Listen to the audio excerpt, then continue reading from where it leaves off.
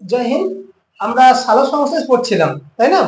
তো সালোকসংশ্লেষ প্রক্রিয়া আমরা আগের ক্লাসে পেয়েছিলাম সালোকসংশ্লেষের সংজ্ঞা, সালোকসংশ্লেষের রাসায়নিক সমীকরণ, এইসব পেয়েছিলাম। তো তারপরে আমরা শেষ করেছিলাম এই সালোকসংশ্লেষের প্রয়োজনীয় উপাদানগুলি কি কি সেইগুলো, তাই না? তো দেখা যাক আগের ক্লাসে আমরা কি পেয়েছিলাম, যে সালোকসংশ্লেষের প্রয়োজনীয় যে উপাদানগুলো আছে সেই উপাদানগুলো হতে পারে দু রকমের। কি বলতো? একটা হচ্ছে মূল উপাদান আর হচ্ছে সহায়ক উপাদান বা main components and exercise components. মূল উপাদান বা প্রধান উপাদান বলি আমরা, আর হচ্ছে সহায়ক উপাদান। দেখো, প্রধান উপাদান বা মূল উপাদান কোনগুলি? যেমন হচ্ছে এক নম্বর হচ্ছে কি জল, carbon die oxide, সূর্যালোক, chlorophyll, chlorophyll না বলে বলি রঞ্জক পদার্থ। ঠিক আছে, এইগুলো হচ্ছে আমাদের প্রধান উপাদান। জল এর সংকেত কি বাবা? এর সংকেত হচ্ছে H2O, carbon die oxide CO2। এগুলো হচ্ছে প্রধান উপাদানের মধ্যে পড়ে। সূর্যালোক আর রঞ্জক পদার্থ, যে রঞ্জক পদার্থগুলো জানি আমরা তাদের মধ্যে, মানে রঞ্জক পদার্থগুলোর নাম শুনি, তার মধ্যে ক্লোরোফিল,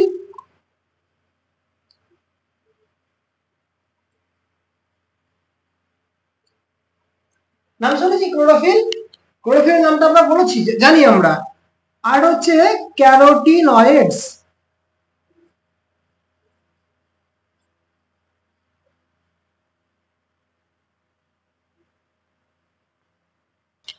এছাড়া আছে হচ্ছে ফাইকোবিলিন। আমরা শিখবো এগুলো আস্তে আস্তে। ক্লোরোফিল, ক্লোরোফিলের আবার অনেক ভাগ আছে, chlorophyll A, chlorophyll B, chlorophyll C, এরকম অনেক ভাগ আছে। ক্যারোটিনয়েডস কি? ক্যারোটিনয়েড চিনবো আমরা। ক্যারোটিনয়েডস আমরা ক্যারোটিন নাম শুনেছি, ক্যারোটিন এবং জ্যান্থোফিল নিয়ে হয় ক্যারোটিনয়েডস, আমরা আসবো ডিটেলসে। আর ফাইকোবিলিন হচ্ছে, এটা একটা রঞ্জক পদার্থ, যেটা হচ্ছে তোমার ওই সায়ানোব্যাকটেরিয়ার ক্ষেত্রে দেখা যায়। মানে এই সমস্ত রঞ্জক পদার্থগুলো তোমার সালোক সংশ্লেষে সহায়তা করে বা সালোক সংশ্লেষের একটা উপাদান। বোঝা গেল? তাহলে সালোক সংশ্লেষের প্রধান উপাদানগুলো কি কি? একটা গেল জল, কার্বন ডাই অক্সাইড, সূর্যালোক, রঞ্জক পদার্থ। ঠিক আছে, রঞ্জক পদার্থের মধ্যে যে ক্লোরোফিল, ক্যারোটিনয়েডস আর হচ্ছে ফাইকোবিলিন। আর সহায়ক উপাদান যেগুলো আছে, এই সহায়ক উপাদানগুলোর মধ্যে কি কি আছে দেখা যাক। যেমন হচ্ছে তোমার ADP, আমরা নামটা শুনেছি আগে, এটা হচ্ছে অ্যাডিনোসিন ডাইফসফেট। কি নাম বললাম?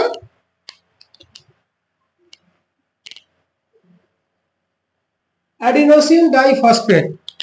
আরটা হচ্ছে NADP+। এর পুরো নাম কি? Nicotinamide. N for nicotinamide, nicotinamide. A for adenine,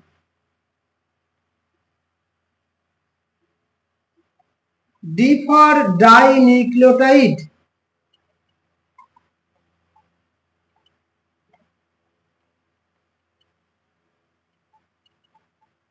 E for phosphate। বুঝা গেল? NADP পুরো নাম নিকোটিনামাইড অ্যাডেনাইন ডাইনিউক্লিওটাইড ফসফেট। আর কি আছে? আর হচ্ছে RUBP। কি নাম বললাম? RUBP। RUBP হচ্ছে রিভিউলেজ, বি মানে বিস ফসফেট। কি বললাম? রিভিউলেজ বিস ফসফেট। এটা বিস ফসফেট বা ডাইফসফেট বলতে পারি, দুটো থাকে ফসফেট। ঠিক আছে, ডিটেলসে আসবো আমরা। জাস্ট প্রথমত জেনে নিই যে সালোক সংশ্লেষ প্রক্রিয়ার যে উপাদানগুলো আছে সেই উপাদানগুলোকে ভাগ করতে পারি আমরা দু রকমের। একটা হচ্ছে প্রধান উপাদান বা মূল উপাদানও বলতে পারি আমরা, একে মূল উপাদান বা প্রধান উপাদান বলতে পারি। আর হচ্ছে সহায়ক উপাদান। মূল উপাদানের মধ্যে আছে জল, কার্বন ডাই অক্সাইড, সূর্যালোক আর রঞ্জক পদার্থ, এগুলো হচ্ছে মূল উপাদান।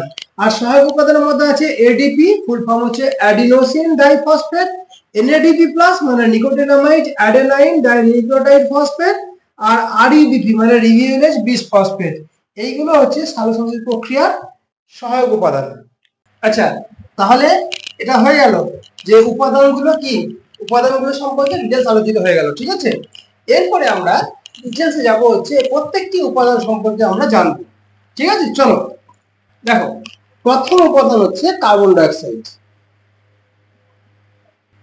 আমরা সংক্ষেপে লিখি কি হবে, CO2, তাই তো। তো কার্বন ডাইঅক্সাইড এর উৎস কি দেখি, প্রথমে উৎস, তারপরে গুরুত্ব দেখবো আমরা। উৎস দিয়ে দেখি আমরা, দেখো পৃথিবীতে যত রকমের গাছ আছে, হয় সেটা জলে থাকবে, হয় সেটা মাটিতে থাকবে, অথবা সেটা কোনো পরাশ্রয়ী বা অন্য কোনো উদ্ভিদের উপরে বা অন্য কোনো জায়গাতে থাকতে পারে। তো যেখানে থাকুক না কেন, সেই উদ্ভিদটা কোথা থেকে কার্বন ডাইঅক্সাইড পায় দেখতে হবে, ঠিক আছে। তো দেখি আমরা প্রথমে স্থলজ উদ্ভিদরা কোথা থেকে অক্সিজেন পায়, কার্বন ডাইঅক্সাইড পায়। স্থলজ উদ্ভিদরা কোথায় পায়, বায়ুমণ্ডলের কার্বন ডাইঅক্সাইড। কোথায় বলবো, স্থলজ উদ্ভিদের ক্ষেত্রে কার্বন ডাইঅক্সাইডের উৎস হচ্ছে বায়ুমণ্ডলের কার্বন ডাইঅক্সাইড। এরা কি করে, এরা এই যে বাতাসের যে কার্বন ডাইঅক্সাইডটা আছে, সেই কার্বন ডাইঅক্সাইডটা ব্যাপন প্রক্রিয়ায় এরা গ্রহণ করে থাকে, ঠিক আছে। আর হচ্ছে বায়ুমণ্ডলের কার্বন ডাইঅক্সাইড। তাহলে স্যার জলজ উদ্ভিদরা করতে পাবে, জলজ উদ্ভিদেরা তারা যে জলে দ্রবীভূত কার্বন ডাইঅক্সাইডটা থাকে, সেই কার্বন ডাইঅক্সাইডটা তারা গ্রহণ করে, জলে দ্রবীভূত কার্বন ডাইঅক্সাইড। ক্লিয়ার? তাহলে স্থলজ উদ্ভিদরা কোথেকে পায়, কার্বন ডাইঅক্সাইড জানলাম আমরা, আর জলজ উদ্ভিদরা কোথেকে পায় সেটা জানলাম। এবারে কি আমরা জানতে চাই যে স্যার আমাদের এই সালোক সংশ্লেষে কার্বন ডাইঅক্সাইডের ভূমিকাটা কি, সালোক সংশ্লেষে কি কাজ করে কার্বন ডাইঅক্সাইড। চলো দেখা যাক কি করে। দেখো, কার্বন ডাইঅক্সাইড কিন্তু এখানে সালোক সংশ্লেষের প্রধান উপাদান বা মেন উপাদানের মধ্যে একটা, ঠিক আছে। অর্থাৎ আমরা বলতে পারি যে কার্বন ডাইঅক্সাইড হচ্ছে সালোক সংশ্লেষের প্রধান কাঁচামাল। কি বলবো, প্রধান কাঁচামাল। আমরা যদি দেখি যে এই যে স্টিল প্ল্যান্টের বা লৌহ ইস্পাত শিল্পের প্রধান কাঁচামাল কি, লোহা, তেমনি এখানে এই সালোক সংশ্লেষ প্রক্রিয়ায় এই কার্বন ডাইঅক্সাইড হচ্ছে একটা প্রধান কাঁচামাল। কার্বন ডাইঅক্সাইড আছে, পরবর্তী জল পাবো, এগুলো হচ্ছে প্রধান কাঁচামাল। কি করে দেখো, এর ভূমিকাটা হচ্ছে, আরেকটা ভূমিকা আছে না। কার্বন ডাইঅক্সাইড কি হয়, আমরা গ্লুকোজ পেয়েছি, আমরা আগের দিন পড়েছিলাম যে সালোক সংশ্লেষ প্রক্রিয়ার মধ্যে উৎপন্ন হয় প্রধান খাদ্য, সেটা হচ্ছে গ্লুকোজ, তাই না। সেই গ্লুকোজের সংকেত কি, C6H12O6, অর্থাৎ কার্বন লাগে, হাইড্রোজেন লাগে আর অক্সিজেন লাগে। তাহলে এই যে গ্লুকোজের যে কার্বন অণুটা এইটা, আর এই যে অক্সিজেন অণুটা, এই কার্বন আর অক্সিজেন এই দুটোর উৎস হচ্ছে আমাদের কার্বন ডাইঅক্সাইড। তাহলে কি বললাম, এটা প্রধান কাঁচামাল বললাম। আর গ্লুকোজের যে কার্বন আর অক্সিজেন, কার্বন ও অক্সিজেনের উৎস হচ্ছে তোমার, অক্সিজেনের উৎস হচ্ছে কার্বন ডাইঅক্সাইড। ক্লিয়ার হলো? তাহলে কার্বন ডাইঅক্সাইডের কার্বন এবং অক্সিজেন এই দুটো উৎস হচ্ছে, এই দুটো মৌলের উৎস হচ্ছে কার্বন ডাইঅক্সাইড। কোথায় পাচ্ছি, কার্বন ডাইঅক্সাইড থেকে পাচ্ছি। এরপর দেখো, এই যে কার্বন ডাইঅক্সাইড থেকে বায়ুমণ্ডলের কার্বন মানে কার্বন ডাইঅক্সাইড থেকে গ্লুকোজ, মন দিয়ে শুনবে এটা, এই যে কার্বন ডাইঅক্সাইডটা এই গ্লুকোজের মধ্যে চলে আসছে, কার্বন ডাইঅক্সাইডটা গ্লুকোজের মধ্যে চলে আসছে, এই যে কার্বন আসছে, এই ঘটনাটাকে বলা হয় কার্বন অ্যাসিমিলেশন বা অঙ্গার আত্তীকরণ। কি বললাম, অঙ্গার আত্তীকরণ।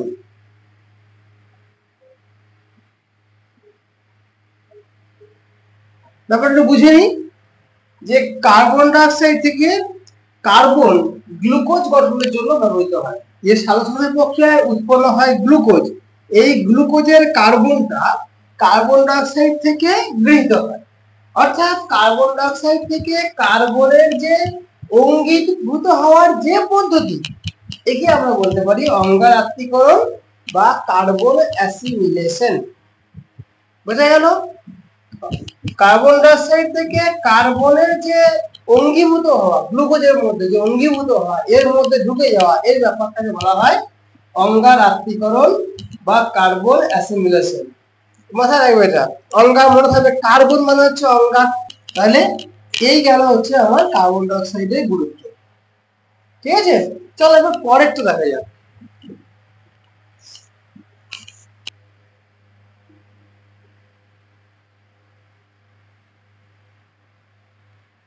সালোক সংশ্লেষের যে পরবর্তী উপাদানটা সেটা হচ্ছে জল। আমরা পেয়েছিলাম যে জল, কার্বন ডাই অক্সাইড, জল, ক্লোরোফিল আর হচ্ছে তোমার সূর্য, হচ্ছে প্রধান উপাদান। জল হচ্ছে এটা আরেকটা উপাদান। তো জলের উৎস কি? জলের উৎস দেখো, স্থলজ উদ্ভিদরা কোথা থেকে জল পায়?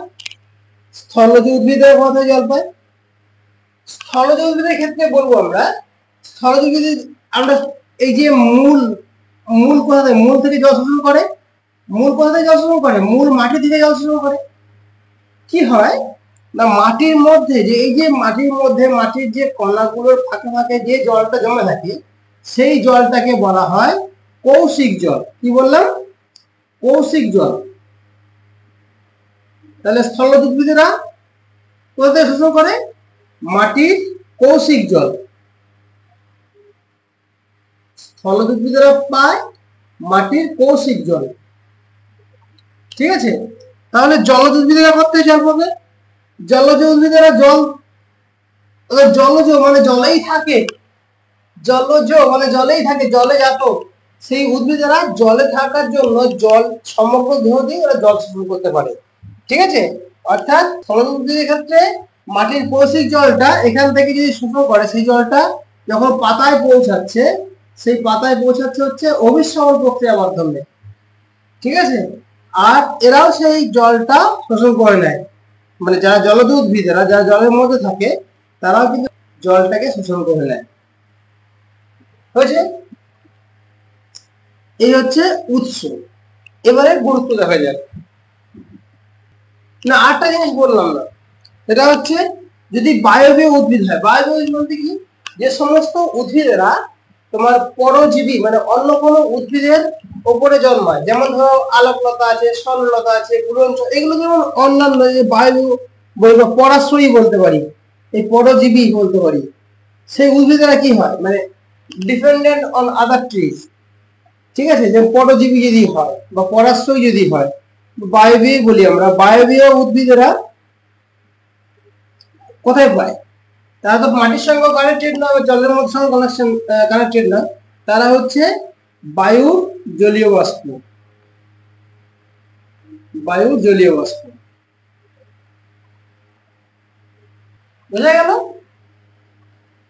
অর্থাৎ যে জলাশয়ে নিমজ্জিত থাকে সেই জলাশয়ের জল, কি বল, জলজ নিমজ্জিত জলাশয়ের জল। ঠিক আছে, এই হচ্ছে আমাদের উৎস পেলাম জলে। জলের গুরুত্ব কি বলবো বা ভূমিকা কি বলবো? কোথায় ভূমিকা দেখছি আমরা? না, সালোক সংশ্লেষে জলের ভূমিকা দেখি। তাহলে ওখানে যেমন পেয়েছিলাম প্রধান কাঁচামাল, এটা একটা প্রধান কাঁচামাল। এগুলো সঙ্গে সঙ্গে লিখবে বা মানে মাথায় লেখো বা খাতায় লেখো, লিখে নাও। ঠিক আছে, কারণ এগুলোর প্রয়োজন আছে। প্রধান কাঁচামাল, এটাও প্রধান কাঁচামাল। দ্বিতীয়ত কি বলবো দেখো, সালোক সংশ্লেষ প্রক্রিয়ায় কি হয় দেখো, এই যে জলটা, এই জলটা এটা খুব খুব খুব ইম্পর্টেন্ট। এই জলটা ভেঙে যায়। ভেঙে গিয়ে কি হয়? ভেঙে গিয়ে হাইড্রোজেন আয়ন আর হাইড্রোক্সিল আয়নে বিশ্লিষ্ট হয়। কি বললাম? সালোক সংশ্লেষ প্রক্রিয়ায় জল ভেঙে গিয়ে হাইড্রোজেন এবং হাইড্রোক্সিল আয়নে বিশ্লিষ্ট হয়। তাতে আমার কি লাভ? ব্যাপারটা সেরকম না, ব্যাপারটা হচ্ছে আমরা জানছি যে এই জলের ভূমিকা দেখি, জলটা কি রোল প্লে করে ওখানে, ঠিক আছে? কি রোল প্লে করে না, জলটা প্রথমে ভেঙে যায়, ভেঙে গিয়ে হাইড্রোজেন আয়ন এবং হাইড্রোক্সিল আয়নে বিশ্লিষ্ট হয় বা ভেঙে যায়। এই যে ভেঙে যায়, জলটা ভেঙে যাচ্ছে হাইড্রোজেন আয়ন এবং হাইড্রোক্সিল আয়নে, এইটা কিন্তু মানে খুব সহজে হয় না, এটা হচ্ছে এটা ক্লোরোফিল এই কাজটা করে থাকে। ক্লোরোফিল কি করে, ক্লোরোফিল সূর্যালোক শোষণ করে উত্তেজিত হয়, উত্তেজিত হয়ে জলটাকে এইভাবে ভেঙে দেয়। অর্থাৎ আমরা বলতে পারি সরাসরি প্রক্রিয়ায় জল ভেঙে গিয়ে হাইড্রোজেন আয়নে এবং হাইড্রোক্সিল আয়নে বিশ্লিষ্ট হয়। এই ঘটনাটাকে বলা হয় ফটোলাইসিস। ফটোলাইসিস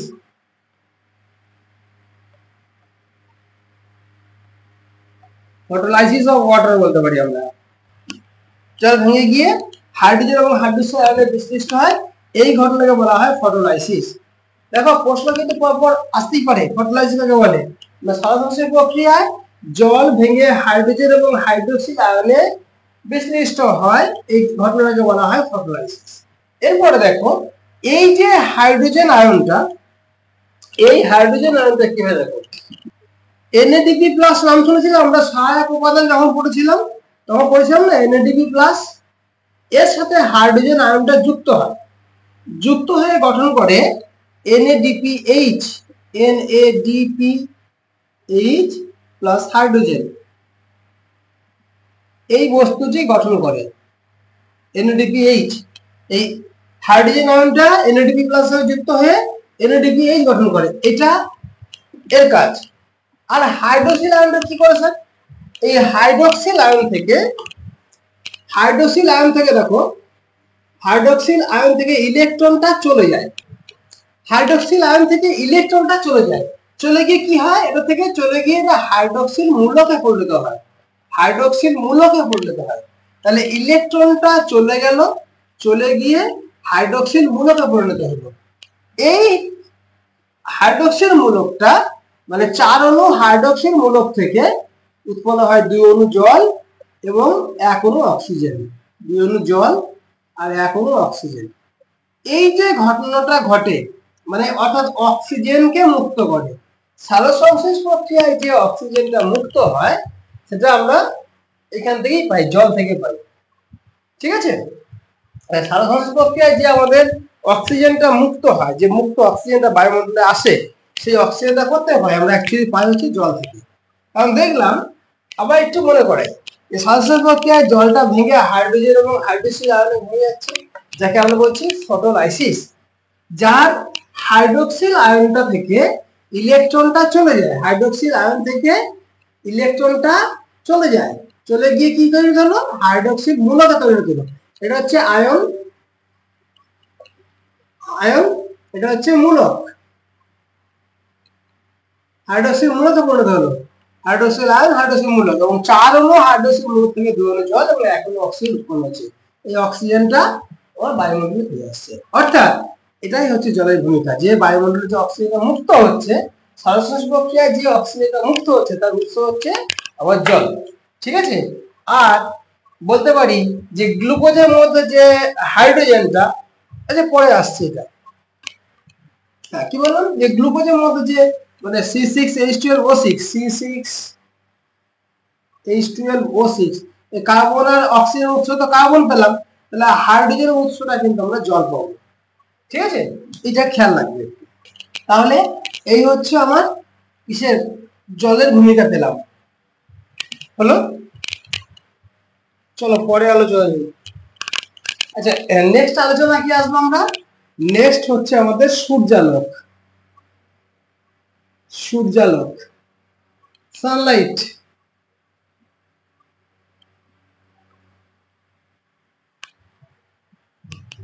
সূর্যালোকের উৎস কি, এটা কাউকে বলতে হবে না, সূর্যালোকের উৎস হচ্ছে সূর্যমামা, তাই তো? উৎস হচ্ছে সূর্য, সূর্যালোকের উৎস হচ্ছে সূর্য। এর গুরুত্ব কি বা ভূমিকা কি,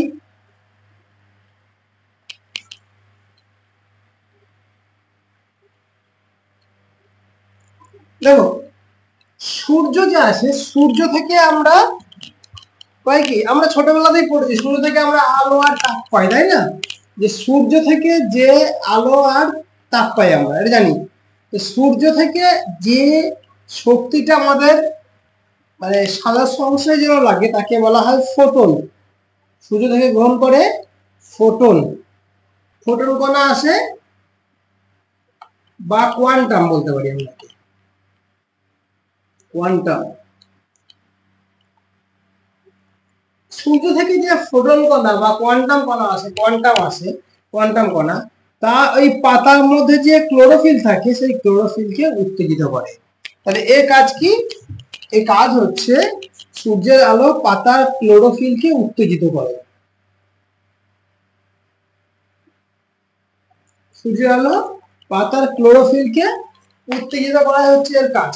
কেন উত্তেজিত করবে? এর মধ্যে আছে ফোটন কণা বা কোয়ান্টাম।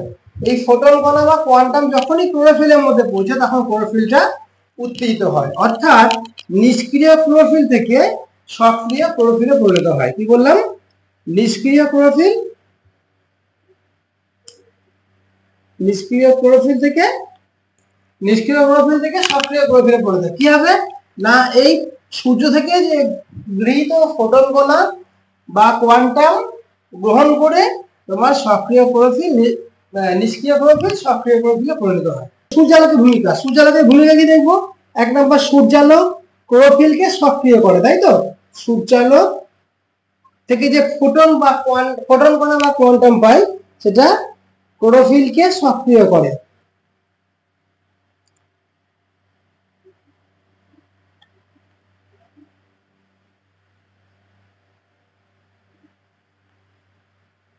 দুই নম্বর কি পাবো? 2 নম্বর হচ্ছে এই যে সূর্যালোকটা যখন তোমার ইয়েতে প্রবেশ করে, সূর্যালোকের মাধ্যমে, সূর্যালোক থেকে আসে, আমরা বলেছিলাম সূর্যালোক থেকে আসছে হচ্ছে ফোটন কণা, তাই তো? ফোটন কণা আসে, ফোটন কণা আসছে। সে ফোটন কণা মানে এটা তো শক্তি, ফোটন কণা মানে তো শক্তি। এই শক্তিটা তোমার কি হয়, ক্লোরোফিল অণুতে এসে এই শক্তিটা মানে এই ফোটনটা যখন ক্লোরোফিল অণুতে এসে পৌঁছায়, ক্লোরোফিল অণুতে যখন এসে পৌঁছায় তখন সেটা রাসায়নিক শক্তিতে পরিণত হয়, রাসায়নিক শক্তিতে। তাহলে সূর্যালোকের ফোটন কণা ক্লোরোফিল এসে পৌঁছালো, তখন রাসায়নিক শক্তিরূপে আবদ্ধ হয়ে গেল। মানে এডিপি থেকে এটিপি যখন হয়, আমরা দেখেছি না, এডিপি থেকে যখন এটিপি হচ্ছে তার মধ্যে শক্তিটা ঢুকে যাচ্ছে, এই শক্তিটা রাসায়নিক শক্তিরূপে আবদ্ধ হলো কোথায়? ক্লোরোফিলের মধ্যে। আর যখন ক্লোরোফিল থেকে যখন আমরা গ্লুকোজে পৌঁছালো, এখান থেকে এটা ক্লোরোফিল এসে তখন রাসায়নিক শক্তিতে আবদ্ধ হলো, ক্লোরোফিল এখানে রাসায়নিক শক্তি। আর যখন এটা গ্লুকোজের মধ্যে পৌঁছালো এই শক্তিটা, তখন এটা স্থৈতিক শক্তি রূপে আবদ্ধ হলো।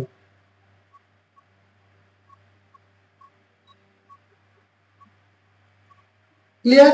তাহলে সূর্যালোক থেকে ফোটন কণাগুলো ক্লোরোফিলের মধ্যে রাসায়নিক শক্তিতে আবদ্ধ হচ্ছে, আর গ্লুকোজের মধ্যে গিয়ে সেটা স্থৈতিক শক্তি রূপে আবদ্ধ হচ্ছে, গ্লুকোজের মধ্যে স্থৈতিক শক্তি রূপে আবদ্ধ হচ্ছে। তাহলে শক্তি, সূর্যালোক হচ্ছে অ্যাকচুয়ালি পাওয়ার মানে শক্তির উৎস। তাহলে শক্তির রূপ হচ্ছে ফোটন কণা। সেই ফোটন কণা এসে ক্লোরোফিলের মধ্যে রাসায়নিক শক্তি রূপে আবদ্ধ লাভ করছে, আর সেখান থেকে যখন আমরা আমাদের গ্লুকোজের মধ্যে যাচ্ছে শক্তিটা যখন ট্রান্সফার হচ্ছে, সেটা তখন স্থৈতিক শক্তি রূপে ওখানে আবদ্ধ হয়ে যাচ্ছে। এটা হচ্ছে আমাদের সূর্যালোকের ভূমিকা। এখানে এই যে একটা ঘটনা, এই যে ক্লোরোফিলের মধ্যে শক্তির যে আবদ্ধ হওয়া, অর্থাৎ এডিপি অজৈব ফসফেট সঙ্গে যুক্ত হয়ে গঠন করছে এটিপি, তাই তো? অ্যাডিনোসিন ট্রাইফসফেটে পরিণত হচ্ছে। এই যে ঘটনাটা মানে এই ফসফেটের আধিক্য ঘটা, মানে একে বলা হয় ফটোফসফোরাইলেশন। আগে পেয়েছিলাম ফটোলাইসিস, জলটা ভেঙে যাওয়াটা, আর এখানে হচ্ছে এই এডিপি থেকে এটিপি হওয়ার যে ঘটনা, এটা আমরা বলছি ফটোফসফোরাইলেশন। অর্থাৎ ফসফেট, দেখো এখানে দুটো ছিল, এখানে তিনটা হচ্ছে। ফসফেটের আধিক্য ঘটছে, কখন ঘটছে? এই যে সূর্যালোকের উপস্থিতি, মানে আলো, ফটো মানে আলো, সূর্যালোকের প্রভাবে এই যে আধিক্যটা ঘটছে, অর্থাৎ সূর্যালোকের যে শক্তিটা এই ক্লোরোফিলের মধ্যে দেখো রাসায়নিক শক্তির আবদ্ধ হচ্ছে এটিপি থেকে, মানে এডিপি থেকে এটিপি। এই যে এডিপি থেকে এটিপি হওয়ার যে পদ্ধতি, একে আমরা বলছি ফটোফসফোরাইলেশন। ঠিক আছে, ফসফোরাইলেশন। এখানে আমরা দেখবো এডিপি থেকে এটিপি পরিণত হয় এই ক্লোরোফিলের মধ্যে দেখবো। আবার আমরা দেখবো মাইটোকন্ড্রিয়াতেও হয়, ওটাও ফসফোরাইলেশন বলি, ওটাকে আমরা ফটোফসফোরাইলেশন বলবো না, ওটাকে আমরা অন্য নাম দিয়েছি, যেহেতু এটা আলোকের উপস্থিতি হয় এখানে, এটাকে বলা হচ্ছে ফটোফসফোরাইলেশন। ঠিক আছে, এই হচ্ছে আমার সূর্যালোকের ভূমিকা। এরপরে চলে আসো ক্লোরোফিল।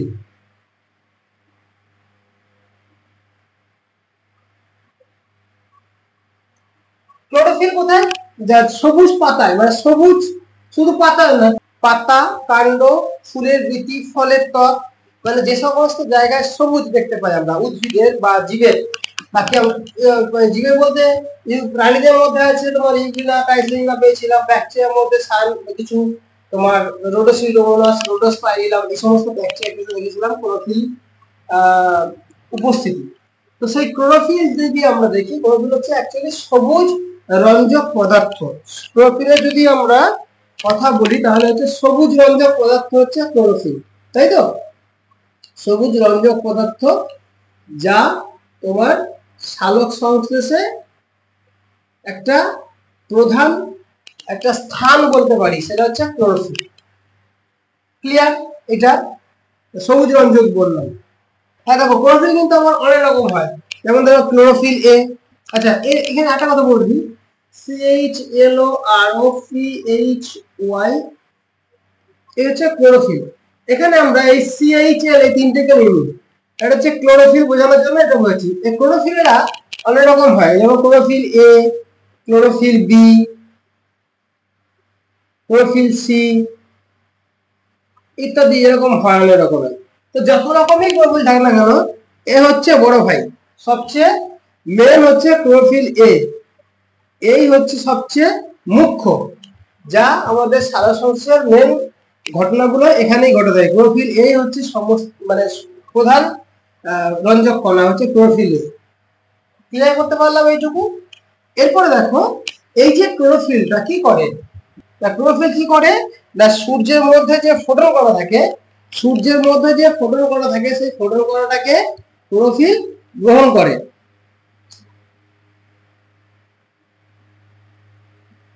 অর্থাৎ আমরা গুরুত্বটা বা ভূমিকাটা বলছি, সালোক সংশ্লেষে ক্লোরোফিলের ভূমিকাটা আমরা আলোচনা করি। তাহলে ক্লোরোফিল জানলাম সবুজ রঞ্জক পদার্থ। ক্লোরোফিল হতে পারে অনেক রকমের, chlorophyll A, chlorophyll B, chlorophyll C, chlorophyll D, এরকম হতে পারে, কিন্তু মেন হচ্ছে আমাদের ক্লোরোফিল এ সবচেয়ে মুখ্য ভূমিকা পালন করেছে ক্লোরোফিল এ। আমরা পরবর্তী আলোচনাতে আমরা আরো অনেক কিছু পাবো, আমরা এখানে যে দেখে রাখলাম যে মুখ্য ভূমিকা পালন করেছে ক্লোরোফিল এ। তো ক্লোরোফিল এ কি করে না, সূর্যালোকের যে ফোটন কণা, সেই ফোটন কণা গ্রহণ করে ক্লোরোফিল উত্তেজিত হয়, অর্থাৎ নিষ্ক্রিয় ক্লোরোফিল থেকে তোমার সক্রিয় ক্লোরোফিলে পরিণত হয়।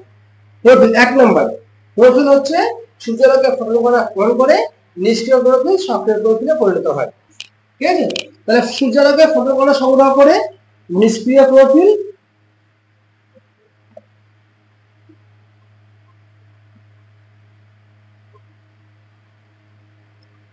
থেকে সক্রিয় হচ্ছে। যখনই সক্রিয় হচ্ছে, চুপচাপ ছিল, যখনই ফোটন কণা গ্রহণ করে সক্রিয় হলো, তাহলে কিছু কাজ করতে হবে। সক্রিয়, ক্রিয়া মানে কাজ, তাহলে সক্রিয় মানে কাজ করতে চাইছে। যখনই এর মধ্যে কাজ করার মতো প্রবণতা আসে, কি কাজ করবে? প্রথমে যে কাজটা করে ফেললো সেটা হচ্ছে জলকে ভেঙে দুটো আয়নে পরিণত করলো। আমরা একটু আগেই জানলাম, জলকে ভেঙে দুটো আয়নে বিভক্ত করলো, একটা হচ্ছে হাইড্রোজেন আয়ন, একটা হচ্ছে হাইড্রোক্সিল আয়ন, যে ঘটনাটাকে আমরা বলেছিলাম ফটোলাইসিস, তাই না? কি বলেছিলাম নাকি আমরা? ফটোলাইসিস।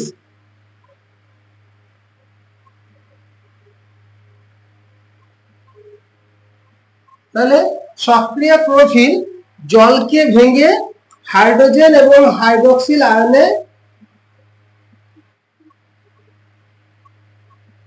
বিশ্লিষ্ট করলো, যে ঘটনাকে আমরা বলছি ফটোলাইসিস। কে করছে? সক্রিয় ক্লোরোফিল। এই ঘটনাটা, এই যে ফটোলাইসিস ঘটনাটা, বিজ্ঞানী রবিন হিল, কি নাম বললাম? রবিন হিল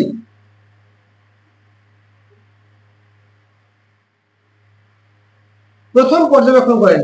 এটা সম্ভবত 1940 সালে প্রথম পর্যবেক্ষণ করেন। কে? রবিন হিল।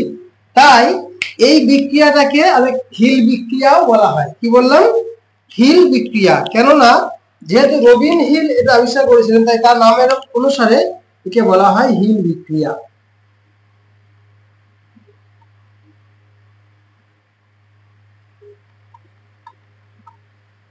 সূর্যালোকের ফোটন কণা সংগ্রহ করে নিষ্ক্রিয় ক্লোরোফিল সক্রিয় ক্লোরোফিলে পরিণত হয়। এই সক্রিয় ক্লোরোফিল মানে জলকে মূল্যায়ন থেকে আগত যে জল, পাতায় যে জলটা এসে পৌঁছেছে, সেই জলটাকে ভেঙে হাইড্রোজেন এবং হাইড্রোক্সিল আয়নে বিশ্লিষ্ট করে। এই ঘটনাটা 1940 সালে প্রথম রবিন হিল পর্যবেক্ষণ করেন। তাই তার নাম অনুসারে বিক্রিয়াকে বলা হয় হিল বিক্রিয়া। পারবো আমরা জাস্ট এইভাবে লিখবো নোটগুলো। তাহলে হিল বিক্রিয়া কি আর ফটোলাইসিস কি? সেম, কিন্তু এখানে বিজ্ঞানী নামটা উল্লেখ করবো, ওখানে ঘটনাটা উল্লেখ করবো। ঠিক আছে? হিট বিক্রিয়া বলার সময় কিন্তু অবশ্যই আমরা ইয়ে দেবো, রাসায়নিক সমীকরণটা দেবো। এটা সূর্যালোক আর ক্লোরোফিল লাগে, ফলে হাইড্রোজেন এবং হাইড্রোক্সিল আয়ন বিশ্লিষ্ট হয়। এটা হচ্ছে হিট বিক্রিয়া। হয়েছে? ক্লোরোফিল। আর একটা জিনিস বাকি আছে, চলো সেটা দেখে নিই একটু।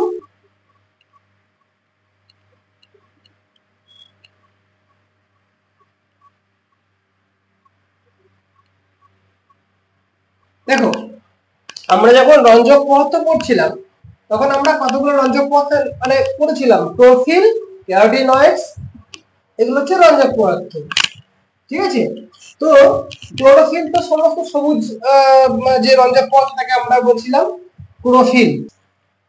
তো এছাড়াও আর যে রঞ্জক পদার্থগুলো তোমার সালোক সংশ্লেষে অংশগ্রহণ করে, তাদের মধ্যে ক্যারোটিনয়েডস হচ্ছে অন্যতম। ক্যারোটিনয়েডস কি? দেখো, ক্যারোটিনয়েডস হচ্ছে তোমার ক্যারোটিন, একটা কথা দেখো, ক্যারোটিন এবং জ্যান্থোফিল, এই দুটো জিনিস নিয়ে গঠিত হচ্ছে ক্যারোটিনয়েডস। ক্যারোটিন, দেখো ক্যারোটিনয়েড কি আছে? ক্যারোটিন,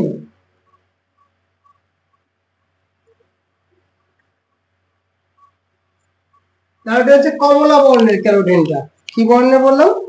কমলা বর্ণের। আর হচ্ছে জ্যান্থোফিল, এটা হলুদ বর্ণের।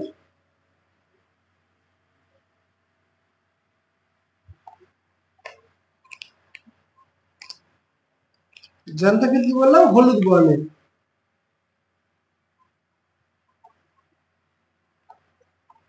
এই দুটো জিনিস নিয়ে গঠিত হচ্ছে আমার ক্যারোটিনয়েডস। তাহলে কি বলবো? ক্যারোটিনয়েডস হচ্ছে সালোক সংশ্লেষ প্রক্রিয়ার জন্য প্রয়োজনীয় একটি রঞ্জক পদার্থ। এটা একটা তোমার রঞ্জক পদার্থ বলতে পারি, যেটা তোমার ক্লোরোফিলের সঙ্গে থাকে। এটা একটা রঞ্জক পদার্থ বলতে পারি, বা রঞ্জক কণা বলতে পারি। ঠিক আছে? যা ক্লোরোফিলের সঙ্গে থাকে। এবার এটা কি বলে? ক্যারোটিনয়েডস হচ্ছে কমলা বর্ণের ক্যারোটিন এবং হলুদ বর্ণের জ্যান্থোফিল, এই নিয়ে গঠিত হচ্ছে ক্যারোটিনয়েডস। শূন্যস্থান থাকতে পারে যে ক্যারোটিনয়েডস কি? Carotenoids is equal to carotene plus dash.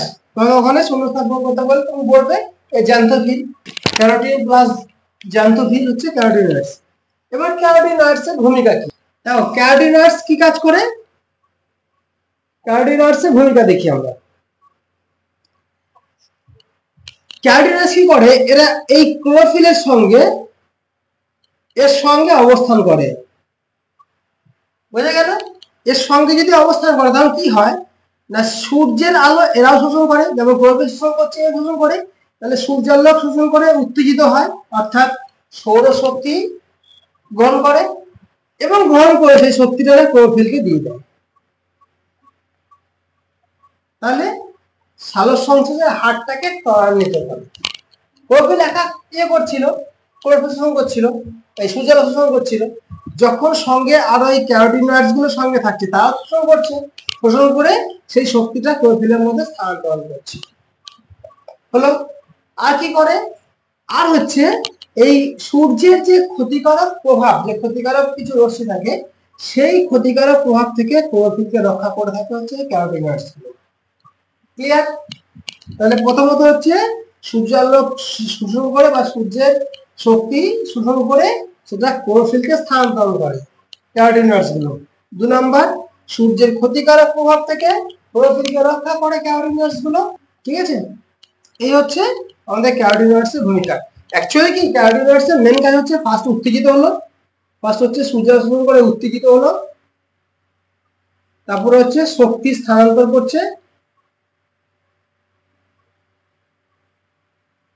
ক্লোরোফিলকে, আর কি করছে, আর হচ্ছে তোমার ওই ক্লোরোফিলকে রক্ষা করছে।